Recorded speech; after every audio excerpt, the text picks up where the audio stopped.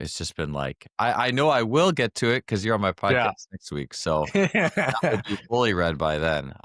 No, I'm perfect. glad for that because it'll make me actually sit down. But yeah, it looks really cool. I mean, I love the way you think, and I'm excited. It's just it.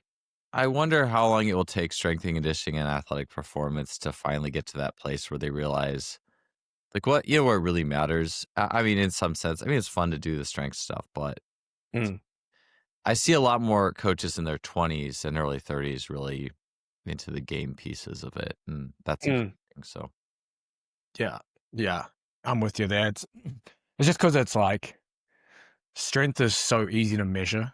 So it's kind of like the numbers that come from strength training almost translate to you're doing a good job. But yep, if you're doing other things, like how do you quantify that you played games or did some rhythm stuff or whatever, and then somehow the team was winning, where you can be like, hey, everyone jumped 2 inches higher and XYZ, so my job is good, But that's just part of the game, I think.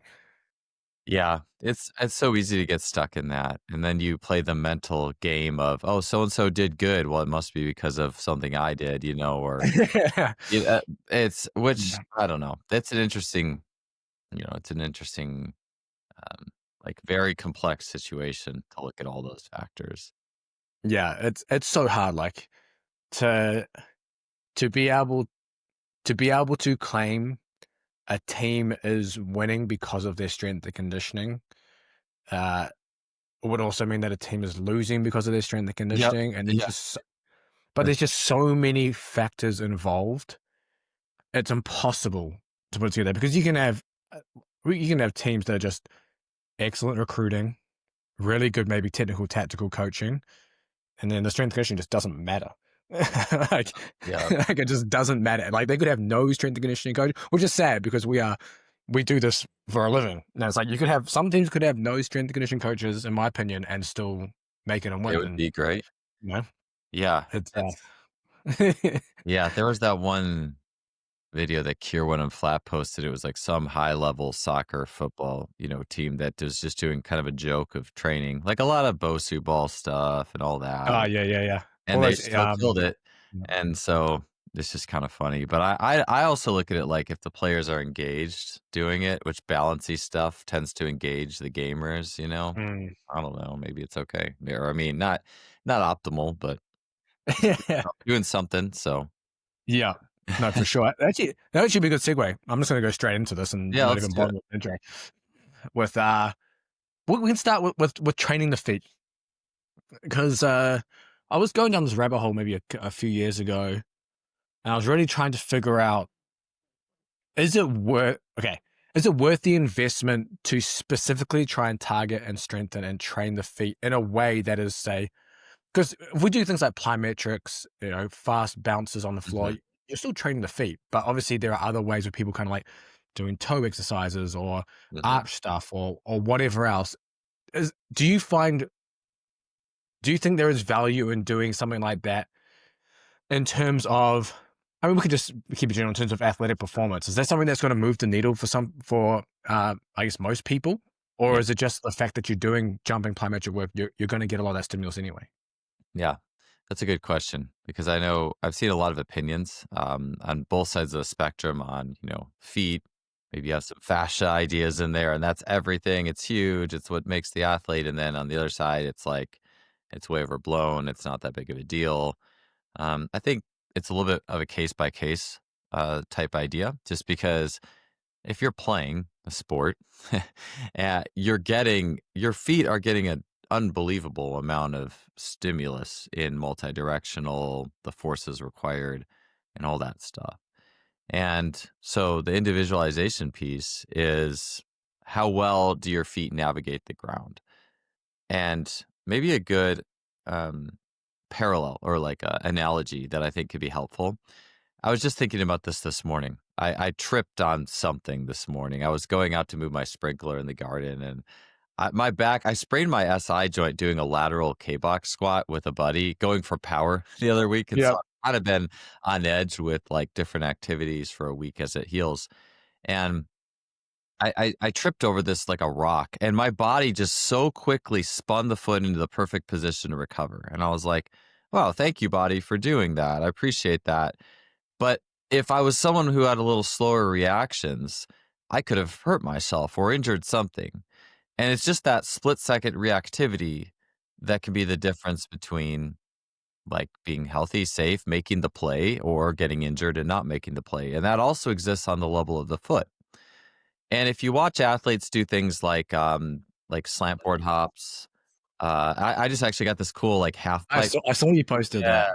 from Simply Faster, and I haven't been able to use that yet, and I've been using that with training partners, just early on, and even my kids jump on it and stuff, and you see very quickly how, like, my strength is my feet. Like, I can hop on that thing and be very stable and confident and in control and different spins and stuff.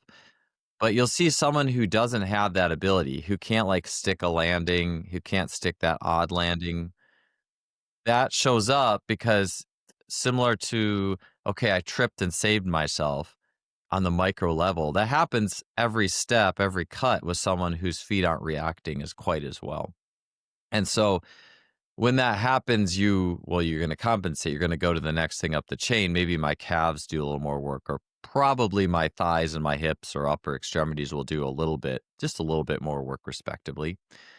And I do think, there's that optimal, oh, the natural athlete, right? Like, your feet are fully working. And I don't like to say you must do this, because I think the athletic body is good at compensating. It's good at problem solving. Isn't there a picture of like LeBron's feet where his toes are like over each other? Oh, they're all messed up, but here's the thing, is that LeBron's feet are actually more functional than people would think, just because 'cause they're the perfect paddle to push off of. His pinky Mm. toe is like, is curled and mushed up in a way that it actually, if the pinky toe is kinda up, I mean, sometimes it's just another compensation, and I think for him it is, but that actually can give a little stiffness to the transverse arch, or the forefoot. So someone whose pinky on the flip side, someone whose pinky toe is curled underneath, that's a question I use in my assessments. Is your pinky toe curled underneath, or is it up? Um, that's an indicator of that transverse arch stiffness. And I think part of the reason amongst many that LeBron has such longevity. Now, if I wanted to make a viral social media moment, I would say it's because of his pinky toe. And if you don't do this, you're screwed. Like, no, I think part of the reason of his longevity is his push is so efficient, because his feet are designed just for maximal compression and push and energy return, Mm. and they've adapted to that over time. So, and it's just funny because if you watch his weightlifting, it's kind of a joke. I mean, it's not. It's fun. He is entertained by it and stimulated by it. So great. Yeah. But a lot of his power is, one, just being a natural beast, and two, he just pushes very easily, and his spring comes very easily. So if you can do that, you're going to be able to repeat that more over time. So just all this to be said, if someone lacks forefoot and midfoot strength, they lack the proprioception and precision of the foot, and they lack the ability to integrate that up the chain, then yeah, there are things that can absolutely be helpful. I just think that the way that foot training is often portrayed is highly clinical, which isn't bad necessarily. I Yeah. think that's a good thing. Like, if you don't have strength in the foot, yeah, get strength. But at the end of the day, the idea of training at the highest level of complexity, well, we should be able to get on those Polish boxes or whatever your setup, even Mm. just basic hops, and have and demonstrate not just being able to do it and say, wow, look at this category of exercise we're doing, but actually do it well. And I think that's the missing thing, is the ability to actually progress these things, coach these things, gamify these things. Mm. And I think that's what can move the needle really well with the feet. And so, obviously I have a course, Elastic Essentials, a ton of foot stuff. So I'm going to be biased, but I also will say I don't want to make the process more complicated than it needs to be either. And I don't want to Mhm. say, oh, you have to have this or you're not going to be a good athlete. More so, let's know the things that do nurture foot and the related elasticity, and who needs more of that and who's probably got it okay, and then we can go from there. So I got a light. I apologize. I got to turn a light off. I have this UV light that I got to Go turn for off, and it's it. messing with me. There we go. Okay, I So probably so have a lot better tone angle now. so you talked about obviously foot training can almost come across as clinical. So do exercises like band eversions, inversions, and Sure. dorsiflexion, plantar flexion stuff, toe stuff, does that fit at all, I guess, within your foot training paradigm? Or is it kind of like, hey, it needs to be put into context within some of these like slant board, Polish box kind of jump? If you're anything like me, you're short on time. Kids, family, work, training, and having to cook meals on top of that is just not going to happen. So I'm happy to announce Trifecta Nutrition are sponsoring the podcast. You get epic meals like these ones: turkey taco bowl, Texas barbecue protein plate. These are a couple of my favorites. But it means you don't have to prepare all your own meals, and it makes getting and good nutrition relatively easy. I've tried other meal delivery companies. Most of them are too high fat, not enough carbohydrates, or if you're getting kits where you have to cook it yourself, the portions for two is actually for one, especially if you are like me and you're training often. So if you want to take something off your plate and have meals like this delivered to your door, go down the description. There's a link there where you can order Trifecta meals. This is the performance line, which are higher protein and higher carbohydrate. And you can use code LIFTBIG40. You'll get 40% off your first order. Yeah, you're talking like kind of like banded inversions and eversions, Yeah. just more of that. Yeah. Yeah, yeah, yeah. I mean, I think it's okay. Like if you were doing like accessory work and just doing that kind of thing, I mean, I think that is fine. I think especially if it's a very injury prevention based program, athletes are getting a ton of reps on the field. You're really going to have to validate doing extra. I think if instead of saying, "Hey, we're going to do some slant board, some Polish stuff," and you've already used up the tank of contacts, yeah, just going in and doing some clinical stuff, I think is fine. Mm. Like I think from just that remedial injury prevention, let's just make sure those tissues are healthy type perspective. But for me, if it's the off season and I have athletes who need more elasticity, they need to use their feet better. That's when I would probably not do as much of the remedial stuff. Most of my sessions, it's rare that I do much remedial like that kind of thing. But I actually do have a really sweet hammer strength shin shin developer, tibia Mm. developer, and it is funny because I think the whole like tibialis training. I think You got a bit overblown. there's actually a lot of merit in it. It's funny, people like DJ Murakami have talked about this because Ben Patrick and Athletic Truth use such, like, trendy, markety stuff, Yeah. that just soured people to it because the marketing was just, I think, very viscerally, just kinda blah, to for lack of a better word, for people who are really in the field. But the truth is though is that's training is actually helpful. Like, I mean, yeah, it's not gonna solve all your problems, but back when I was a track coach, first starting out in the mid 2000s, there's this thing called the DARD, which is basically a tib trainer, and coaches were saying all over the place, "Hey, this is really helping our shin issues. This is really giving us healthier lower legs. Like this is good." And then it's just now it's just such a weird world with all that stuff. Now it fixes every lower body problem. Yeah, now it fixes everything, and that's just the problem is we actually let ourselves get soured to good training because some trainers said it was so good. Some trainers said it was just the kingpin of all training, and your knees are gonna blow up if you don't do this too. And when hey, no, it's just a nice accessory. We should do it, but it's just I think it's and that's I think why I brought that context with the foot into like where you have this spectrum of people who are like, oh yeah, foot and fascias, this is everything, and you're fascial driven and blah blah blah, and then yeah, like you have people who would say, yeah, it's overhyped, and yeah, again, I just think the answers lies in the Mm. middle. I think there is just good general practices, though. I Mm. think Polish boxes are like one of those best things from the '80s that just need to be brought back. And if you don't have Polish boxes, I think I mentioned this too.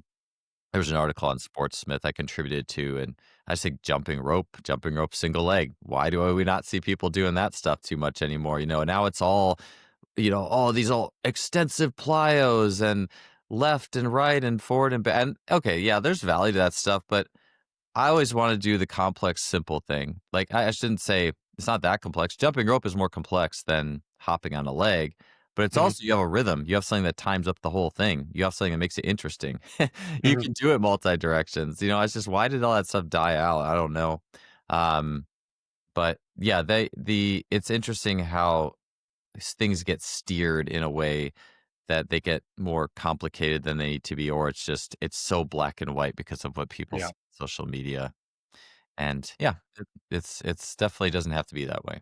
Yeah, you can also throw energy system development into that into that idea too. If people make it way too complex and isolating systems and stuff, yeah, it gets crazy. And you mentioned around tripping over the sprinkler and you kind of recover. You made me think of I guess Bosch concepts of like stumble extension reflexes and training that. So I actually did use that quite extensively within some of my athletes, and I just think it's an interesting concept around being able to play in, I guess what they call like the options position and be able to run upright, upper lower dissociation, and not because I found so especially in the states, right? Because you have a lot of players that come from track backgrounds or football, but not football backgrounds, but maybe not to the same extent in terms of running style. But the track guys will come in and they run with the ball like they're sprinting. So they'll be in these like acceleration postures, head down, like almost I guess you could say in that stumble position. So when they have a defender come up,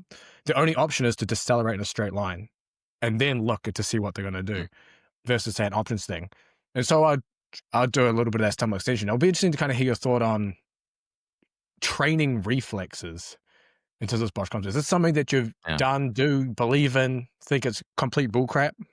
Yeah. Well, that's the funny thing. So for me, like I mentioned, like hopping to save myself, like that stumble reflex Mm, is built into everybody. Like that mm, is the thing. So the question is, well, how much can you train something? You certainly already have. I mm, remember Darian Barr reposting a video he found of like someone just set up a camera out by the sidewalk where like, one brick is higher than the other mm, and or one slab is a little higher, so it's a thing that everyone's gonna trip over. And so somebody thought it'd be funny to set a camera up next to this spot. So it's everybody tripping over the sidewalk, but it's just average Joes and Janes, people off the street, and they're stumbling and saving themselves. That reflex is built in, and so the question is do you need to strengthen the signal? I know mm, for myself, I think I certainly have a lot of athletic weaknesses, but one of my strengths is, like, I think that reflex is heightened for whatever mm, reason. Like, even if something drops off the shelf, like, my hand shoots out to catch it before I even know it fell, like, a lot of times, and then I think, "Well, man, how do I train using more of this?" I think that's just it, is for me, it's not so much we need to strengthen that reflex, but more, "Hey, let's maybe put that reflex into training." So, for example, if you you had that like sidewalk and you had someone just bust into a sprint after that, right? Like that's you're all of a sudden you're in your instinctive side. It puts you in more your reflexive mode. And so mm, one thing a Darian would just do is like basically say stumble on purpose coming out of the blocks and then deal with it. But you could also mm, I mean, other ways to do that would be like if I'm resisting a partner and they're a band and it's resisted sprinting, just offering like a little perturbation, like just kind mm. of let them go or be sneaky a little bit at some point in that, and then try to have them adapt to that. So now you're not running it just fighting a partner. You're also tapping into more reflexive pieces. And I think that's like a missed part of training because so much of training is it's force and it's this times Yeah. body weight. There's that window and it's a very popular window. It's probably the most popular, to be honest, because if you start talking about activities and how many body weights you're absorbing and oh yeah, this is it. But it's not just that. It's also reacting. It's reacting Yeah. with your environment. If you look at the ecological lens and I think as soon as we talk about anything like that, people check out because now power is somehow out the window, but it's not because acting in harmony with a rich environment is one of the most powerful yet coordinated things an athlete can possibly do. And I think that's almost the next level of training as I see it is where we need to go to is like we're living in this very rules based, everything's Mm, force and to actually start connecting with what happens on the field. And maybe the coaches are on the other end, where they see the other side of it. But like, hey, how can we paint this full picture in me? Well, the next level is it's reflexes and reacting to your environment powerfully and without inhibition. yeah. And that is athleticism. That is where speed and power really comes all the way Mm. around. So Er, um yeah, I just think that having those, like, dynamic perturbations and there's all sorts of ways you can do that in a closed environment. I mean, games are gonna get you a lot of that automatically. Games where mm, there's a higher chance of collision or contact or perturbation, I think are innately helpful. Even stuff where, like, if I'm doing hops and someone has a physio ball and is, like, mashing me different ways. But then Mm. there's like a sprint command out of it. Maybe it's you hit the person, they're coming off balance a little bit, and then there's a sprint command. You hit the ground in an odd position and go. And people would say, "Oh, well, it's just training odd positions. That's great. It's just, but that you can it into it's only an odd position." No, it's not. It's an opportunity for your body to react on a very high and innate level that bypasses you thinking about what to do because that's where Mm. that ultimate athleticism actually lives. If we're talking reactivity, applying Yeah. force more quickly, that also is wrapped up in there, and so we miss that. And, yeah, so anything that really digs into that because but that happens in sports. Sport is full of that. Yeah. Then the question is, well, how could we isolate that and actually magnify it in a more closed setting? And so that yeah, those are, like, some elements that I think are really helpful, just uncertainty and, Mm. I was gonna say Yeah. novelty and perturbation into one word. Maybe it's a new word now. That's it. You're coining it. Perturby. Yeah. You're first. We actually used to do that exact exercise with my rugby backs. So I'd have guys standing, they'll have about a 10-meter window to sprint. They'll have their partner behind them somewhere, and they would do a vertical jump. But I didn't want them to stay in place because then they knew the direction they'll be pushed. So I just had the guy like move anywhere and then push them any direction from like 180 degrees from behind them, push them, and then they just had to land and sprint. And you just see like the most awkward, weird positions landing that you would probably see within training. If they're going off for a high ball and they hit someone and hit the ground, like they're going to have to negotiate that landing regardless. So we were just doing a lot of that as part of their gym training because we had the Yeah. space. So we'd do that too. I like that. And then it was Bill Knowles talked about he changed the way I would end jumps and things like hurdle hops, where maybe I'll talk about this on your podcast too. It'll probably make more sense there. But basically, I I never want to have like stuck. You know how they tell you like you should stick your landings on your squat Yeah. like Oh, to yeah. Oh, yeah. perfect landings, and I'm like never going to happen in a game anyway. It doesn't fucking matter. Mhm. So I would always have a task after the last jump. So typically that would be turn back and touch the hurdle. So you're hitting the ground and having to change mode to go back to the hurdle, or it could be hitting the ground doing a forward roll, hitting the ground sprinting, whatever it is. But it just takes it out of this like perfect landing idea of, he must land like soft feet, bent Oh, legs, all this it's the stuff. worst. It's the It's so worst. bad. It's it's like it's a rule, but it's a rule that's meant to be broken very quickly as soon as you can do it. I do Yeah. value I don't call it perfect form. I really don't like that word. That's another social media and YouTube thing that we're just inundated with is, "Here's Mm. the perfect form for this," and, of course, everyone who's Comes from bodybuilding, I think, a lot as well. yeah, I think so, and maybe even, like, kind of an optimization thing, like, "Oh, if you found the perfect form and you do it this way, then you too will get the results," when it's really a Yeah. nonlinear and very differential, like, experiencing a different variety of things and finding your perfect form.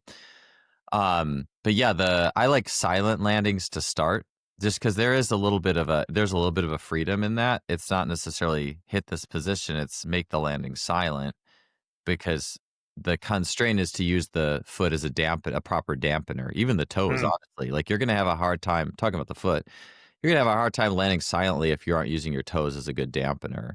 I mean, you can if your toes are terrible, you'll find a way to do it, and you might like sink a lot more down. Um, but yeah, after that, then you really have to find ways to make it exciting and just watching children play is the thing a lot of those coaches could get a hefty dose of because if you watch them like jump off rocks or the Yeah. playground or My whatever. daughter jumps off everything. Oh yeah. Oh yeah. Like my kids jump off every day, jump off this the bottom of our staircase railing onto the couch like parkour. I'm like, that is so much better training for Yep. landings than if I said, "Hey, jump off this and land in a perfect position," because Mhm. it's just like it's so much more rich, and that's just if you think of training as is it like a gauge of how rich is this training. Land off this box and do a snap down is very dull. Yeah. It's not very rich. It can give you something, but it's gonna quickly not be rich enough to transfer to the layers of sport itself. Mm. Yeah, I'm with you. I'm with you there. And I'm gonna go through some of my most pressing questions that I want to ask. Otherwise, we're going to spend like half an hour on one topic and only get through Yep, get through yep. two, Oh, which is good. Which is good because I love the depth. But I wanted to cover. Let's go with this one because I asked. I was talking to you about it after the last podcast about performing. No, that's okay. Let's just say let's just use jumping as an example. Being able to jump higher or feel really good jumping at the end of a session versus doing it at the beginning. So typically, obviously, for anyone listening, like you usually do like your speed power work at the very beginning, 'cause that's when you're freshest, and you move on to your heavier stuff. I've always said on this channel as well, for older people, older quote unquote, or more beat up, I like to reverse that order. Like if you squat heavy thirds, feels really good to jump. But yeah, I think you mentioned it on your podcast once about at the end of a session, you'll often be able, like, you could do like an hour and a half session, you can still be able to jump, etc. And I yeah. think most of us probably experience something similar. Do you have any theories of what is going on there? Yeah. So I do think that athletes, like an athlete with adequate capacity, should be able to jump pretty darn high at the end of a training session. And I say that for a few reasons, but I think, I talk about observing children and jumping off playgrounds and railings. But if you look at like just basketball athletes, or one athlete I did an Instagram post recently on rotation and jumping, and I was comparing some actions of a triple jumper who won the world championships to this 5'9" jumper dunker, street baller, Terry Cornea. He goes by T-Dub. He's like 5'9". He could get his chin up to the rim. Oh, And I okay. just unbelievable. It's fun watching the videos, like, people watching him, you just feel what they're feeling, like this 5'9" guy is doing, like, superhuman stuff, and it's just that sense of awe. It's tangible in watching the videos. And it was funny too, because that was back in an era before social media. It was like kind of when YouTube was getting popular and stuff, but social media hadn't hit yet. And anyways, all that guy does, didn't lift weights, didn't train. He just plays basketball and dunks. He's like, yeah, I'll just play basketball and try to dunk in the games, and I'll do some dunks between the games. And that's pretty much just his whole training. And that's how got. I mean, the guy at 5'9", like, his chin over the rim. I don't know what that is for a high touch, but I mean, that guy, that's unbelievable. And of course, there's certain genetics that you need to be able to pull off that training modality. You have to have all the pieces, and then the play brings that out. Most of us mere mortals need the pieces put down, and then. But I think that type of idea, like, you should be able to play and get tired and be better at the end of it. And I think the standard way of going about it is just so fragile. Like, oh, your nervous system's the freshest, so we got to do speed first, because God forbid we do it at the end when your nervous system sucks. And it's like, I think that sells an athlete really short, for one thing, because we're so much more adaptable than that, for one. Two, we should have some capacity to deal with some other things first. So that would be the second. And I'll also just say that I maybe I mentioned this on our last show. I know I've said it probably too many times, but like, the highest I jumped in high school, jumped 10.6, 10.7 high touch. So like well over a 40-inch vertical, was after a whole basketball practice, and then sprints at the end of basketball practice. And then I felt good and warmed up, and then I did it. And I think I was a hustle player. Like, my capacity was pretty high. I wouldn't expect everybody to be able to do that. And I also, like, I think I appreciated hard training too. Like, there's that. Like, if you don't appreciate hard training, you're probably not gonna be able to do that. But like, I'd also had similar. I mean, I remember after a basketball game that year, I just messed around and doing a 360. I just like 360 dunked my t-shirt off two legs. Like, I'm 6'1". Like, so it's not like amazing, but there's guys who do way better than that. But for me, that was pretty good. And I mean, that was after the whole game. And I think it was an overtime too, or something. I mean, it was a long, hard game, and we had a small rotation. And so those experiences, I think, put the seeds, like, yeah, you can do more and be okay. And so anyways, the third thing, so outside the capacity, so there's the anti-fragile, there's you should have capacity, but then the third is kind of like this thing of, this is something that I really, if I can steer all the knobs in a training session, I like to think of a training session like music. Like, in a song, you don't come out right away with like the banger. The beat doesn't drop instantly. Like, you want some sort of buildup. And I think we just disconnect training from life, like, on all levels, so oftentimes. And one of the coaching mentors I have is Paul Cater, and I had the good fortune to train with him when I was on the Central Coast of California a few times. I talked to him a lot, and he runs his sessions like that. His whole first like 2/3 is an improvised buildup of a lot of rhythm and a lot of very like coordination based work, a lot of task problem solving, and it just is so immersive. And then he gets to whatever it is, like the highest jumps, the fastest sprints. He'll do the heavy lifting at the end, but it always builds into whatever the most intense thing is. Versus, I think we kind of come out with a short canned warm up.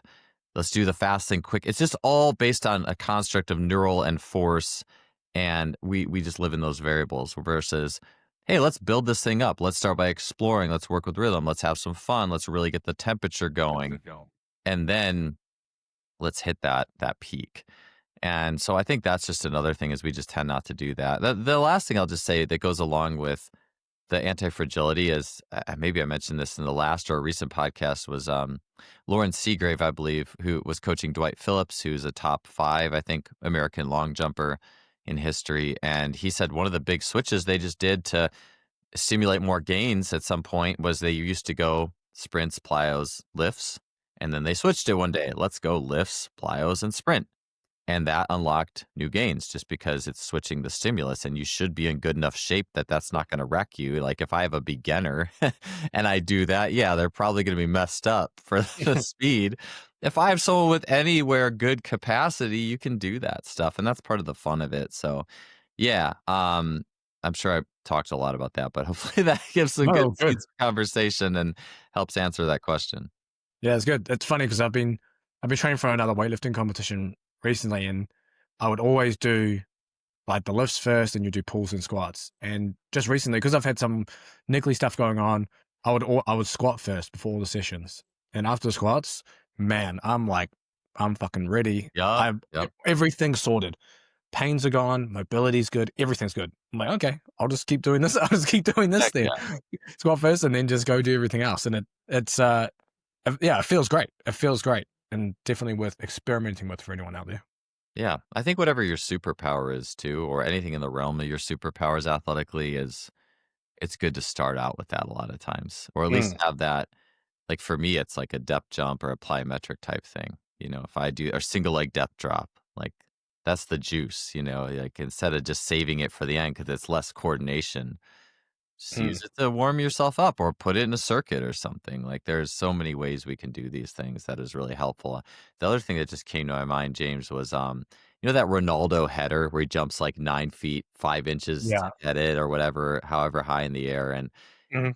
what minute in the game did that happen? I have Like no idea. I can't I remember. I'd be curious. I'd just be curious. I'm sure it wasn't like minute 2. If I, He's if, probably still warming up the way soccer players typically get on the field. They're walking most of the game. Yeah, yeah, yeah. So it's just I think that stuff is just so, or Vince Carter's dunk over Frederick Weiss. I wonder what that, what I think maybe that was right after halftime. I'd have to go back and check, but I think there's just something I doubt he would have just come out minute 1 of the game and done that. Like Mm, there's something about as the game escalates and as those, everything starts to move. I just think mm, we undervalue the value of a game yeah, to warm up, and yeah, everything that goes with it. yeah, for sure. And I don't know if it was your book that mentioned this, but I know Vern talked about the body. He has a theory of the body remembers the last thing it did in a Yep. session. So he's very against obviously cool downs and jogging and things like that. And I'm definitely on that board. And I'm sure it was your book that also had a section about ending a training session with speed. Because I don't know, for some reason in my mind I've connected it somehow. And I use some of the exercises at the end of a session before. But regardless, be interesting to know or hey, your take on that. Is that something that you employ at all within your training programs where you're deliberately trying to, doesn't matter, I guess, what the session is, maybe you're starting with some speed stuff, doing some strength work, but then ending with some kind of speed based work? Mm. Yeah. Yeah, I think that's an awesome idea. I've seen it done well in distance training, and then just from that perspective of going into the next session, I think of it as both speed and then things that re-expand. So if you're getting after it in a session, you're moving from a warm-up expansion, hopefully. The main kind of rivet or the main bottleneck of the session, which is more compressive. Let's just say you're going for like some shorter sprints that are hard or plyos or a heavier lift, and you're starting to compress the system a little bit. But then how can I re-expand to go into the next session? And that's where I think that I, I just think to me it's more things that make sure we resync the rhythms. Like so we resync the rhythms, we make sure they're Yeah. expanded out. And I do think things that are quick, but I don't think it necessarily has to be like super fast. I just think it's things that are expansive and rhythmic. So, for Yeah. example, I will use at the end of lifting sessions or lifting days a lot of times. If I didn't do a lot of like sprint stuff before, I would just do striders on the field. Hey, go out and do like Mm. 5 by 80 meters sprint striders barefoot. So it's not like it's like 70%. And to me that it resyncs and re-expands the system. It's not even just like fast, it's also something that's expansive because it's not overly compressive. It's sprinting, especially easier paces is a little bit more external rotation, which opens up movement options. Even doing like extreme isos at the end of a session though, that's the thing is that Mm. that's expansive. An extreme ISO hold is expansive as long as you're not like cranking yourself into full anterior tilt. Most of those by design don't let you compress yourself too hard. That they re-expand and reopen. So people will say, "Hey, I did a 2 minute extreme ISO hold at the end of my squat session, and it felt good, like a lunge, ISO lunge. Yeah. It felt better the next day." I remember coaching college track. We would do before I got into extreme ISOs. We would do loaded stretching at the end of sessions, and athletes felt good like for like 20 or 30 or 40 seconds. And I guess probably historically people just stretch at the end of sessions, and I think Yeah. but I think that that isn't doesn't give you really the pattern and the rhythm so much. It's like that's trying to get you the re-expansion, but it might not be as expansive as you hope depending on the kind of stretch you're doing. But then, yeah, so things that involve like rhythm and expansion to me are the ultimate, like a sprint strider or anything that's kind of coordinated. I like doing a lot of something I really got onto this last year was a lot of backwards, like backwards running and backwards Mm. skipping and backwards hopping. I did this circuit with the high jumpers that was really good. And I stumbled onto it because I had just done a podcast with Bob Thurnhofer, who's a jumps coach at Louisville, and a big Bush-Nextinator influence on him and all the general strength ideas. And so a lot of that general strength is reverse work, like backwards running, backwards hopping. Yeah. I just saw on a lot of his days, I think he cooled down, Bob did, with a lot of backwards work. And so I was at doing some hill sprints one day and I had a 1 kilometer run home. And normally it'd be a 1 kilometer jog home after my hill work. And that's like a little long for me after the hill. It's like, oh, a kilometer. But so I started just like probably about 600 meters of that. I did backwards running, backwards jogging, backwards skipping, and man, the next day I felt so bouncy, like so bouncy. Mm. And it's like on one end of things, you could just say it's I don't know, like it's just reverse, so it's good for you. Like that's kind of no, let's just do it backwards. Just, Yeah. like Ben Patrick's, stuff. Just walk backwards. Just do it I back. think there's oh, you care, but there's a difference for sure. I was Yeah, about to say. but like when I think the thing that I actually see and that is yeah, just backwards is great, but you dig into it and it pushes your center like if sprinting pushes your center of mass forward, it's more compressive. So if you go backwards, you're actually pushing your center of mass back, so it's restorative. So you have this yin and yang naturally. But then something I've been thinking about even more so is the forefoot. So like there's midfoot and forefoot, and Romain Tourlon from France, he's a foot clinician researcher, does a lot of good stuff on the foot. If you talk about clinical foot, go for that guy's work. It's awesome. Mm. And the thing I started to realize, like backwards running, backwards skips, this is hitting your forefoot way more than forward work because forward is a little bit more midfoot, ending with forefoot, whereas backwards is starts with the forefoot and ends with the midfoot. And so you're getting your toes into that max flexion and you're really every step is a more of a load there. And so you're doing skips and hops and backwards. And I think that's part of the reason the high jumpers I worked with like that so much. And I tell you, adding that this year helped us. I feel like helped our like longevity later into the season, where a lot of Mm. athletes kind of hit like that conference meet later in the year and then peak and fizzle a little bit. There's a lot of reasons for things. I don't want to say it's just one, but I really think that genuinely I mean, we did a lot of that. Like one day I did too much on accident. Like I had just done that really long, like 500 kilometers worth on the way home. And I was like, oh, I feel really good. And so we finished a workout like a few days later with the jumpers. And I was just like, I was thinking about the cool down. And I was like, all right, I'll give them an easier version. So I said, all right, you're going to go down the football field 100 yards. You're going to alternate backwards, runs, skips, hops, and then you're going to come back. So 200 yards of this. And one girl who looked like she was like, had just hit a max squat workout, like was like quote, dying. And I was like, oh no, I made him do too much. Oh no. But that, I'll tell you what, she came back and she jumped great like 2 days later. And Mm. so I just think, anyways, there's something to that backwards expansiveness too. So where I love thinking, to sum it up, I do think something fast, but probably more specifically things that are probably semi-max speed, rhythmic, expansive. Those are the things I like finishing sessions with that I Mm. feel like kind of set you up pretty well as also into the next session of work. Yeah, I've got a few thoughts on that. I want to see if I can say them before I forget them. Sure, And, sure, sure. the first one, yeah, from the influence from Vern again with the last thing. I think he mentioned on the podcast about on my podcast about so finishing with, for example, if you're like an orthodox boxer, you do a cool down as a southpaw. So that would be kind of like your Mm, backwards running, forwards running. So that would be another option of it. Um, and then with the cool down thing you mentioned as well, I think the other benefit you get from doing stuff like this is everything's kind of connected together. yeah, And we, I think, can sometimes think too isolated in today's session and then tomorrow's session versus everything should kind of like, as you mentioned, like sing together. Like your warm up leads into what you're doing in the session. Your cool down might lead you out of it, but your cool down is going to prepare you for the next day's yeah, session versus sitting and stretching where, or starting stretching, finishing stretching, you've kind of got these endpoints on that session, whereas it should all kind of come together.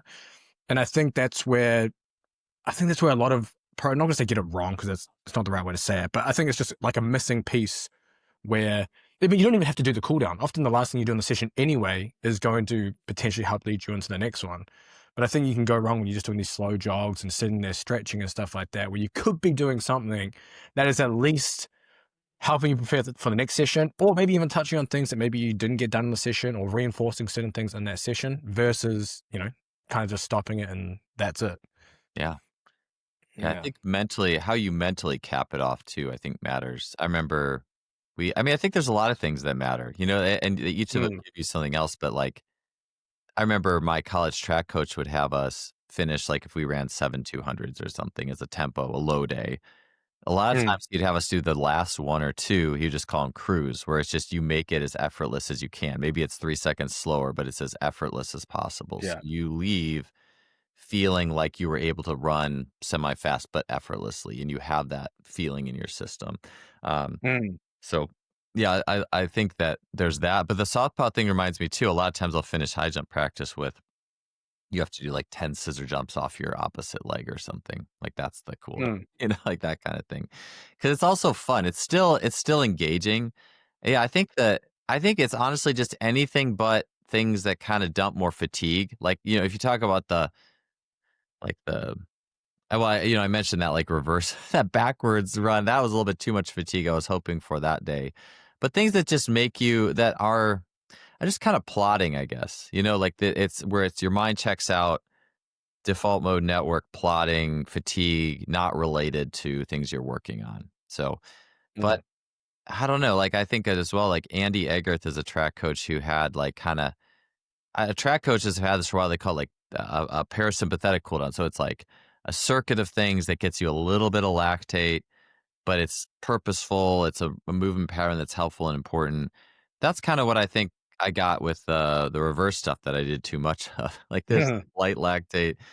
I think it's just like like I don't know, mindless stuff. I think is maybe the thing that is maybe not so helpful. mm. I don't know. I think there's a lot of ways to go with it, but I definitely agree with you. You just have my wheels turning on, like, there's so many things athletes do, right? There's so many different cool down protocols. What are generally some good things? What are generally some Mm. bad things? That kind of idea.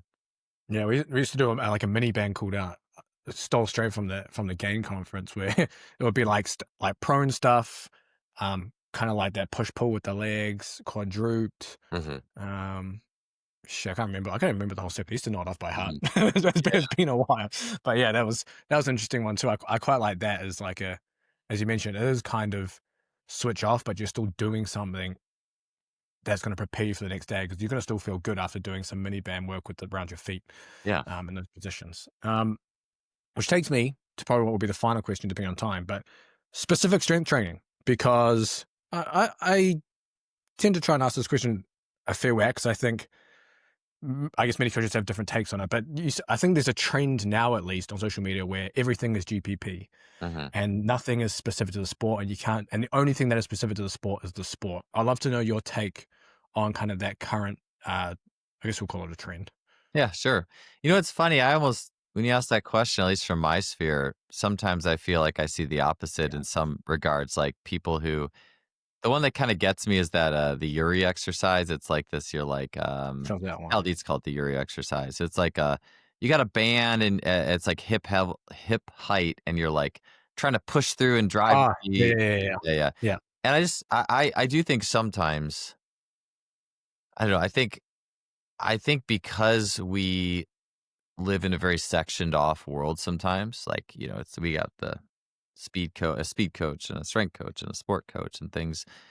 My go-to is, at least on the base level, would be to start with very general and then very specific. So the general is those parts, the GPP, but honestly, can you split squat? And this is where I think Jay Schrader was onto something with this. I mean, Jay was the ultimate only do general and then play your sport person. He did nothing specific in his program at all, zero. It was all the most general thing you could imagine. And by general, I'll just say a couple things I think are interesting is like extreme slow wall sit. That's a very general. Mm. You start kind of high and you slowly creep down over like 5 minutes to a bottom position. Well, why would you do that? I mean, right? It's like, oh, gym class or something when I'm in like 4th grade and the teacher's making me do wall sits. That's a very expansive thing because you're pushing back into the wall, right? Push forward, push back, push back. Breathing. Also, Jay would do like a 4-8 breathing, 4 seconds in, 8 seconds out through the nose. If you're doing that slow breathing, yes, it's parasympathetic, but it's also good for the rib cage because it gets you conscious of airflow through the rib cage. So you're getting this Mm. restorative experience. You could say the same thing for an iso lunge if you do it well or anything like that. So you're basically doing very expansive things that set the stage very well for you to then use that in your sport. The question is, well, what if you can't do it very well? What if you need more bridge? What if you need more bridge application? But then it's like it's almost like ends to middle. I look at. I like an ends to middle approach because I think if you just go straight to the stuff in the middle, it can be a little more difficult to say, well, this is needed, this is noise, this isn't. So, and that's how I tend to work. Like my sessions are very much we do a lot of athletic stuff. Like we do a lot of athletic stuff. We use a lot of also like Ido Portal stuff, like sticks and tennis balls and a lot of very athletic outcomes. And then also Mm. like quadrant hops and slant boards. And I'm excited to bring in the half pipe and just a lot of very immersive athletics. And then on the other side, it's like hammer strength machine, split squat, maximally expansive, gets you to get depth without compensations. Like those are the main things. And even like basic like jump roping and just very GPP stuff. I think the next layer of where I would get specific is then oscillatory. And that's what Jay did very much. It's okay, you got the ISO split squat position down and you can hold it for X amount of time. I think we've talked about this. 5 minutes is rough. Like if you could do two, okay, you could do two or three and breathe well. Okay, now let's do some switches. Now let's do some pulses and oscillations. And that's the next layer. And I think if you can get through that with all joints like hip flexors, lunge position, altitude drop legs, where you're basically standing like the Karate Kid on a box, jump in the air, bring both legs together, and then they both come down, land powerfully. Those things. Like if you can do those things and you're running in sport and you're playing sport and have a rich sport environment, like even parkour type, you could say, okay, now what's left in the middle, right? Now what do we have that we can still do? Um, so I think for me the most specific I probably get with speed stuff would be like an oscillatory isometric split squat and then hip flexor work. Those and I do those things. beyond that, I think once you start to do stuff in the weight room, it can get the timing is just really hard. Like a lot of the Bosch stuff, Yeah. like a Bosch clean, like a single leg clean to a box. I get it, but the timing is not going to be representative of what you're doing in sprinting. It's just going to be off, or Mm. the levers are not going to be right. I'm not gonna say you're not gonna get anything out of that. It's just probably gonna end up as noise because you would just be better off doing a flex leg bounding with resistance or something, or a weight, like, Yeah. or throwing like Lila on like micro weights. And Yeah. it's such a rich. I just think there's such a rich world on both ends of the equation that we miss. There's a lot of richness in motor learning and rhythm and sport itself and movement, and there's a really rich world as well. I think seeded by Bill Hartman and then also Jay Schrader in his own way, where we're trying to re-expand the system, or we're getting joints to work properly, and we work on breathing. And even I almost call it like the green zone in the new course Athletic Fusion I'm working on. I call it the green, like, and you treat it like green because it's very expansive. And I think we just rush to the middle very quickly because athletic performance is kind of sectioned off. Mm. It incentivizes. I mean, I've seen weightlifting sessions with just an insane amount in the middle. That's way too much. Like, I'm like, these kids do not need this much in the middle. They need more green zone, and they need more of a rich sport I experience. see it all the time. Yeah. It's it's sad because you see these parents pay a lot of money for these sessions, and you look at what the kids are doing. Like I saw, was it last week? He must have been a baseball player.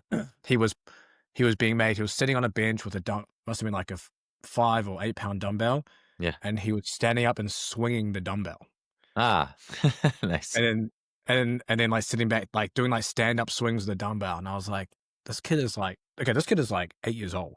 Yeah. And I'm just like, fuck me, like that's so sad. Just that's going on.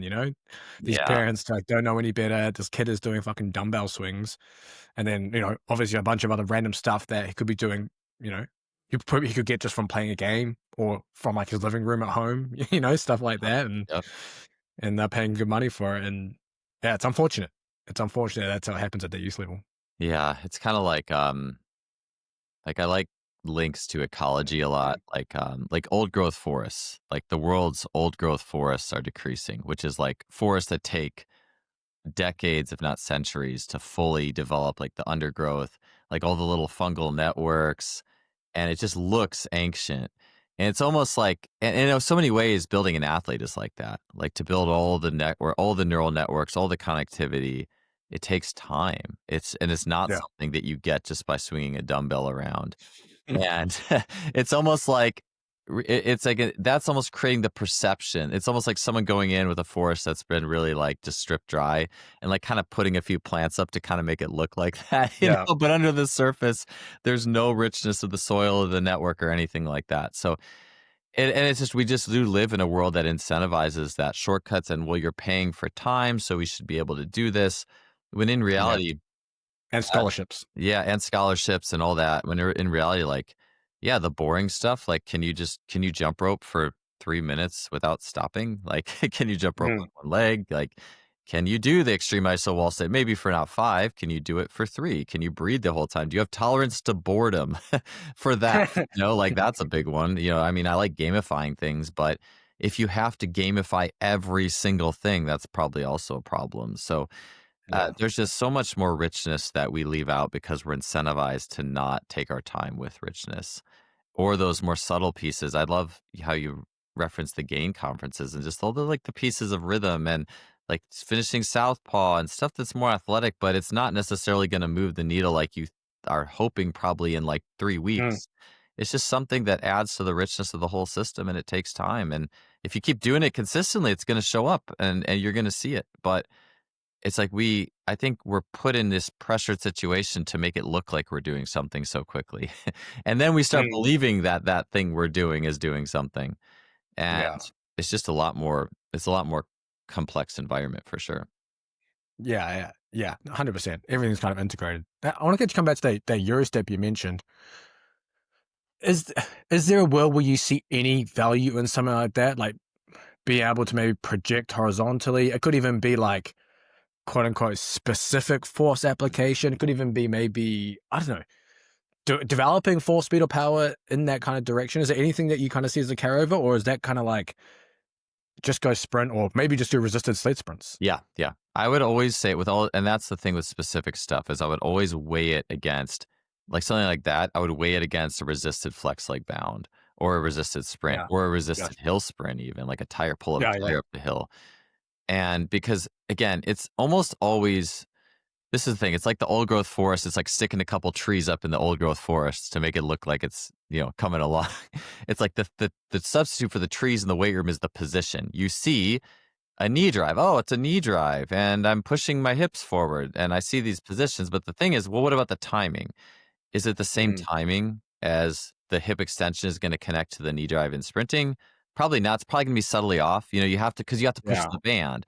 The one thing that's giving you is it's giving you more reference to the hip extension. So that's the thing, is like a flex leg bound. The thing is I would rather do a flex leg bound. And if someone can't do a flex leg bound well, I'm going to start slow. I'm going to say do a shuffle flex leg bound, and I'll give them some analogies on their legs and keeping the knees at a certain lock level. And I could hold a band behind them. And if you could do almost anyone who can walk and chew gum, who's ready to formally train, you're at least 14 and you've have some sport experience under your belt, you can at least do a straight leg resisted bound shuffle. And then we can turn that into just say, hey, squat down a little bit and try to keep your knees fixed. And we can do that. And then we can build out from that, because now that also integrates the feet and the whole system, Yeah. and you can build it. You can do a build up. And so you just have to question, okay, well, a Yuri, I'm in the weight room. I'm not really doing a lot through the feet per se. I've seen that exercise done where the angle of the knee as the hip passes over does not represent sprinting very well. It just becomes all about the knee drive for some people. And then I would say, okay, well, wouldn't it be better just to do a cable hip flexor? Like, why don't you just do a cable Mm, hip flexor and build that up and then go sprint? So you have to ask what specifically in that is getting overloaded to the point that it's yeah. beneficial. And context is always king. So you know what? I'll tell you, if someone did that in a series, in a circuit, and said, "Man, my athletes feel like their glutes are hitting harder, their sprint Mm, times got better." I'm and just like, use the time to kind of learn to get back into like sprint. yeah, I'll be like, "Okay, I take back everything I said. It's a good exercise." I just, from what I see, I just think it just doesn't seem to reflect the timing needed in sprinting properly. Mm, I could see it if someone lacks co-contractions, to use a fancy word, around the knee and hip in that extension push off of sprinting. I could see it used to teach those, but I don't know. I would want to use it almost as an isometric. Like I would say, push in, hold the peak of the push off, feel the glute, feel the knee staying, the delayed knee extension, feel the push off, feel your mm, ankle solid on the ground. Cool. Okay, maybe we'll do a few of these and then do a couple rapid reps to finish it off. But ideally, I want to know that that's showing up in your sprinting. And I think Cal mentioned that, like athletes feel it in their sprinting, but I've seen it done to the point where I do not see athletes feeling how they're doing it in their sprinting. I don't know what you're going to feel in your sprinting with that type of rep. And I just think we just rush to special exercises when, like, I would try to err on finding a locomotion drill that could be scaled first. mm. I mean, heck, even sprints, jumps, like skips for distance, skips for height, yeah, like Yeah, I straight love leg bounds, those. flex leg bounds, resisted sprints. Like, let's try to get this first. But I just think again, because we're put in a system where we're in the weight room, athletes are in the weight room for an hour, we're expected to make gains. Well, let's do this thing. But that's a little noisier, in my opinion, than just going for on-field application or actual speed training application. Yeah. Yeah. No, that's a good take. I like that. And just to round this out, a real quick one. Hmm. Training rotation, because I don't know if you've seen online as well. There are some thoughts of there's no such thing as rotational power, et cetera, et cetera. Um, and so you basically just get stronger. There's actually a good paper recently, Dr. Andrew Pachado out of the IMG Academy, where they had their 12 to 14-year-old golfers do an isometric mid-thigh pull and a counter movement jump, and then correlated that with medicine ball speed throw Mm. of the seated and standing rotational throw, and they found they were pretty much separate qualities. Wow. So yeah, it's a cool paper. So it kind of suggests, or at least reinforces the idea that, hey, you should probably do some rotational movement or throws and stuff like that if your Yeah. sport has a rotation in it. So we just need to kind of go through maybe how you kind of see rotation, maybe how you look to kind of train some of that quality. Yeah, 100%. So yeah, I That's awesome that study came out because I was just Yeah. having a conversation with, Mike Schofield, who's a throws coach and sports Yep. science researcher from New Zealand, and he was Yep. basically He was saying on here recently. yeah, that's awesome. Yeah, he's great. Yep. Yeah, we were talking about, like, yeah, basically the same thing, and so I just remember just from a personal anecdote, when I used to play disc golf or frisbee golf, all rotational, and I was throwing my farthest seriously when I just stopped lifting for 3 months. I stopped doing all training, honestly, outside of playing frisbee golf, and I was throwing farther, and I think there's the big the biomechanical reason that you would say that's different is because things that are upright and rotational are very much you're not really putting force down into the ground. Like in Bill Hartman's model, you have early stance, mid stance, and late stance. Mid stance is that point of internal rotation where you put force down into the ground. And the mid thigh pull is pure internal rotation capacity. It is all about how much force you can put down into the ground.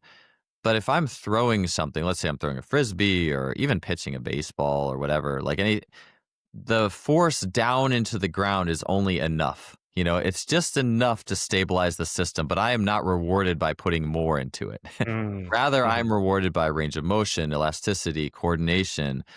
These are Mm. all early stance is how much energy can you store there in the rotation? What's my max storage potential? You could say it's hip shoulder separation, it's Yeah. extensibility of the tissues, even like subtle joint differentiation. Like I've been working with a 3D strap or what's that strap, and they do a lot of like wraps where you kind of have it where you can feel the rotation of just one thigh on the femur and Yeah. you get off and you're like, ah, yeah, I feel a little bit more there. So I'm maximizing early stance, totally independent of IR putting force into the ground stuff. And then late stance kind of takes care of itself through the coordination you whip through.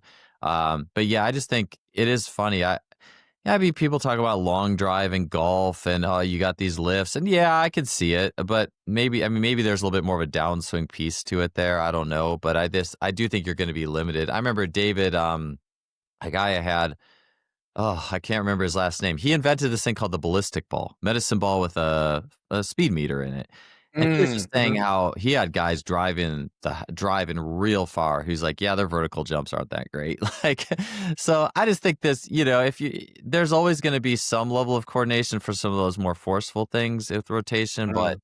you're gonna get to that point depending on what you do where it just doesn't matter so much anymore. And so yeah, I love yeah, all medicine ball work just from background. I love chaotic, like fun, dynamic stuff too. I just think a lot of times I see medicine ball work being done very casually. Like, oh, if you just do these throws, it's rotational training. But it's like, did you do that throw with the same intensity that you would have played in sport if you're a tennis player? Was it the same? Like, I see you Mm. on the tennis court hitting the ball and I see you doing these throws and it is a different story. So you Yeah. you have to harness that intensity. And again, that's where I look at like Jay Schrader's stuff. I don't think he did any med ball stuff, but they did like very aggressive trunk twists, like extremely aggressive trunk twisting exercises. So I just think a rule of thumb is you either A are doing something that just you get into the noticing, the awareness, like what's that strap, like subtle hip dissociations, awesome. But then if you're going to be doing some of that rotational stuff, don't just treat it as, oh, well, science says we need to do rotational work. No, you have to have like a level of intention and specificity that really brings that to life. Mm. And so I think those are some keys with those types of setups. And then also, I'll say, if you're really rotational, like a pitcher and even tennis and all that stuff, there can be a point of degradation by too much internal rotation work, like too much hex bar deadlifting. Bill Hartman gives this example. The hex bar deadlift is a lot of top down pressure. The body squeezes itself like a tube of toothpaste from the top to the bottom. You do too much of that, and you're actually going to reduce your ability to rotate effectively, load early stance. And yeah, it's people I've make fun. I've done that to myself. Yep, yep, I grew up as a I was tennis was my main sport, coached yep. at everything all through to my early 20s, then just, like, got into, like, competitive weightlifting and Hmm. stuff and was doing a lot of that, and then obviously travel with, strength and conditioning, you don't really do other sports, so you just do weightlifting. Now I've come trying to do some other things, and holy shit, I've, like, lost everything. Yep. Oh, it is so humbling, but it's just I think that's just why if we're in athletic performance, I look at the curriculum and it should be spending time in different activities. Like go Yeah. play what just the idea of a bunch of strength coaches playing tennis, I think it would just be funny. But I think it would be so valuable because you really learn, and that block would be only tennis, only 3D strap work, only Yeah. medicine ball throws. That's all you're allowed to do. Maybe you get one weight exercise, like something that's more expansive, like a heels elevated front squat or zercher or something, and that's it. And you learn the game that way, or you learn that series of movements that way, Mm, just because lest we paste our own preference over everything for every mm, sport. Rotational sports are so good to humble us from that perspective. Yeah, it's funny, my dad could drive a golf ball a long way, and he was not a powerful athlete. mm. Not at all. And so, and I'm pretty whippy too. I think I'm like him, but with a little more power. So it's such an interesting area. Yeah, for sure. Well, that was well, I mean, shit, we could go on forever, honestly. Mhm. But let's wrap this up. Where can people find and follow you, Joel? Yeah, justflysports.com with all dashes between the words, and Just Fly Sports on Twitter, Instagram, Just Fly Performance Podcast is Oh, my. you said you have a new course coming out? Yeah, yeah, I'm trying to work on finishing it up now. So it's called Athletic Fusion. And so it's a lot of these things that I mentioned, like kind of the separateness of a lot of the containers of sport. And it's looking at brain attentional networks, the way we lay training out for athletes, why some athletes seem to like the more balanced and gamified type ideas, and how that fits with the brain activity, and how to mesh it all together in a way that's engaging and moves the needle for athletes and athletic performance. So yeah, I'm excited about it. It's been really fun to put together, and I always think it's going to be out sooner than I say, but I really need to release it within the next couple months. It's definitely getting down to that point, so I'm excited about it. Perfect. Perfect. Well, I'll link up all your stuff down in the description for anyone who wants to check it out. But I appreciate you coming on for round two. Yeah, thanks for having me, James. It was great talking to you.